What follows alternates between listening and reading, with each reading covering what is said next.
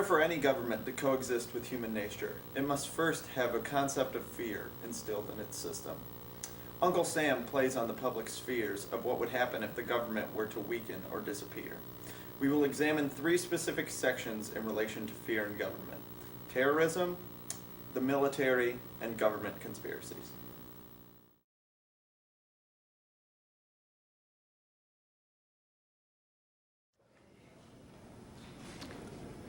On December 30th, 2002, an article was published 3 months before the U.S. invaded Iraq. This article stated that the U.S. waged a preemptive war against a country that may or may not have had weapons of mass destruction. Or could it maybe be because this country sits on the world's second largest oil reserve? Fear and terrorism go hand in hand. 9/11 was a very tragic event that caused many deaths and a spike in patriotism. But as the years dragged on and we tried to move on and forget that fateful day, the fear of terrorism became an enemy to be conquered by all political leaders to protect their citizens. Or was it used to get votes and power? The campaigns always included fighting the war on terror. But are they really telling the truth? Does terror physically exist? On November 20th, 2002, just 2 months before, an article was published by retired U.S. Army General William Odom saying terrorism is not an enemy, it cannot be defeated, it's a tactic. Now, how does this fit in the scheme of political leaders? Oh, well, unfortunately, it doesn't. We tend to rely on them, on the government, for protection from a threat of what Odom calls a tactic. So at the end of the day, you make the call.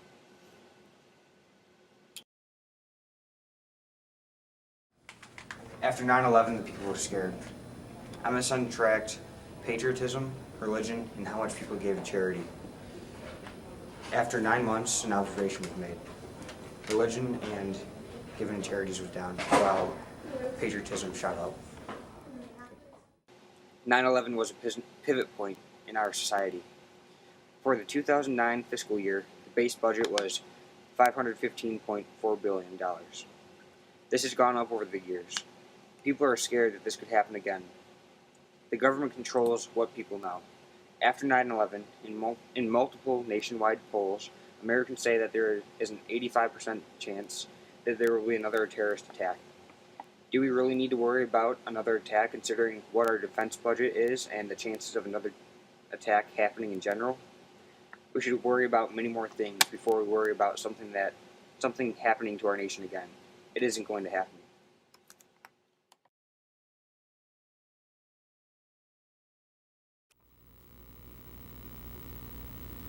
The conspiracy theory is one individual makes a fact and blames the government. A main conspiracy is the 9/11 attack. The conspiracy with the attack was that the government wanted a reason to go to the Middle East for oil. It would get support from civilians was to create a national panic, thus causing Al-Qaeda to hijack a plane and crash into the Twin Towers. When people were told that the country was invaded by terrorists and the only way to keep America safe was to go to Iraq and stop terrorists in the Middle East.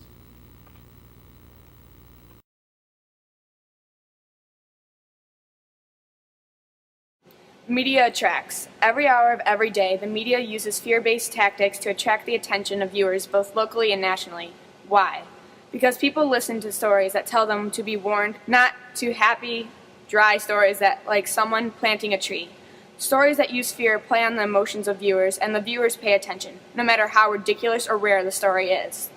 The standard procedure that is used by the media is 1. Give a preview of the fear-based story using phrases like caution or you could be next. 2. Quickly cut to commercials so that everyone is just anxious to hear the story. 3. Come back on and give the hourly news report that is completely boring. 4. 20 minutes later, finally talk about the fear-based story and over-dramatize the statistics. The media uses fear all the time, and all they want to do is increase the number of viewers. Local news stations are constantly forced to compete with national news stations for your viewership. Because of this, they are forced to compensate by using tools that will ideally hold the audience. Of course, flashy animation and HD broadcasting are used as a hook, but their strongest tools are those that play off the fears held by their viewers. Shocking headlines, live footage of catastrophes, prioritized reporting, along with the common use of exaggeration, are just some of the strategies that the news stations use to draw you in. For example, the fear that the world is out to get you meaning that your life is in constant danger, is commonly used to scare you into watching their programming, which supposedly will help you protect yourself. A few of the ways in which this fear is played off of, especially by local news, is often by showing the murder and Amber Alert stories first, and giving you the impression that this is occurring in your backyard. By bringing these stories home, they are subconsciously feeding you the idea that this could happen to anyone at any moment, especially you, in the hopes of drawing you into their programming, solely from the fear of what could happen. Another example of this type of fear is the stories dealing with terrorism and how it affects or could affect you directly. But the other major fear they throw at you is a bit more subtle. The first fear the media uses is the threat of pain or death. The other main usage of fear through media is the threat of social rejection or isolation. Although this fear does not seem as prominent, news stations, especially those that are local, bombard you with slogans and headlines designed to make the audience believe that they need this constant flow of information, or they will risk being socially rejected by those who are talking about the story, or isolated from your community because you were uninformed of current events. The story you can't afford to miss. Up to the minute news that's keeping you informed. And why your kids are at risk in school, what every parent needs to know, are just a few examples of news programs instilling a sense of fear into their audience. Fear attracts, and in a society where every viewer counts, local news is forced to use fear in strategic ways in order to compete with national as well as other news sources.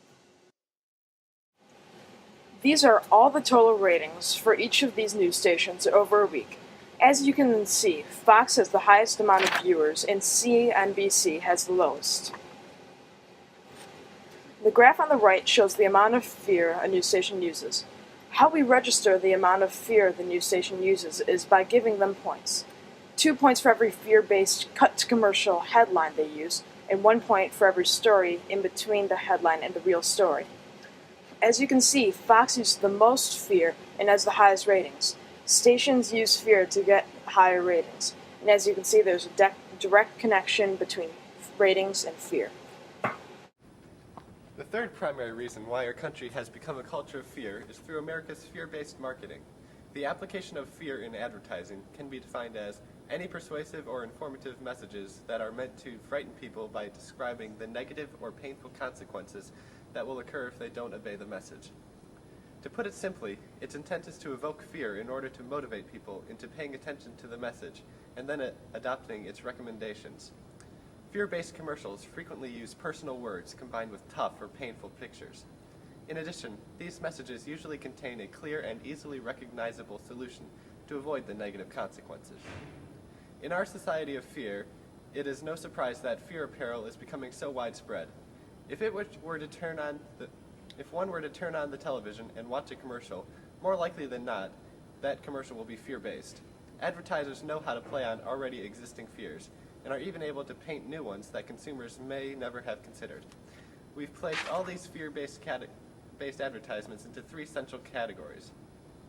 These categories are financial security, social appeal, and health and well-being. By singling each one out, one can easily recognize the advertiser's intention of motivating the consumer by means of fear. Most fear-based ads use fear only subtly, to promote a sense of aversion towards the product's competitors and hold up their product as the solution. Allstate uses fear on their commercials on how they provide more satisfaction to their customers than other companies. They also influence the customers on how the other companies don't provide as much as Allstate. They use Geico as a major example on how they say they are most reliable. Allstate says Geico makes you do most of the work to prove what happened in your crash and can't help you half the coverage. Allstate is saying that if you get into a car crash, we, unlike other auto insurance companies, can simply get you a notice on your accident and give you most of the coverage you need. If you don't get into a crash for 1 year, you earn $200 to $500 back. Others play off the human as a social animal and the subsequent desire to fit into society. Fear is part of our everyday life. Companies know this and want to take it to their advantage to make us buy their products. eHarmony is no different than this, except in this case, they show that they do not cause fear, but they will prevent it. They'll prevent the fear of being alone. This is the fear of being alone. People need companionship. It's part of who we already have people around us. eHarmony knows this and shows couples who, before using eHarmony, were unable to have a relationship with someone. Showing how before these people couldn't get anyone to be with them, and after using eHarmony, they found the love of their life. This fear is also increased by television programs that usually show the normal how life would be somebody in a relationship or trying to get into a relationship. Commercials that use fear directly can only be used if the sentiment is already being felt at some level, such as the following commercial from the Cold War era.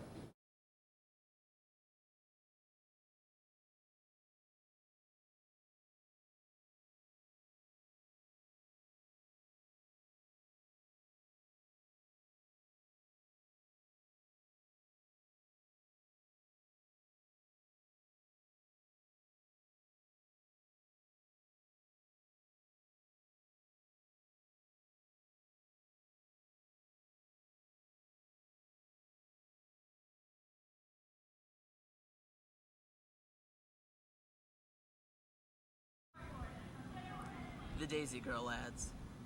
A single commercial that aired only once in 1964, and it gave Lyndon B. Johnson the win.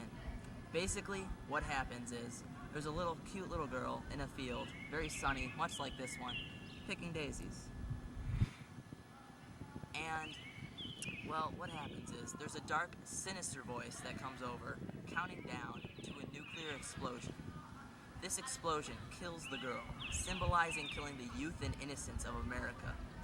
The dark, sinister voice returns, saying, "Your vote is too important to waste. Vote for Lyndon B. Johnson."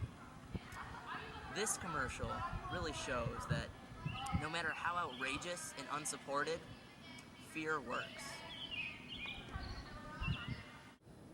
Advertisers know how to create a state of fear for their own benefit.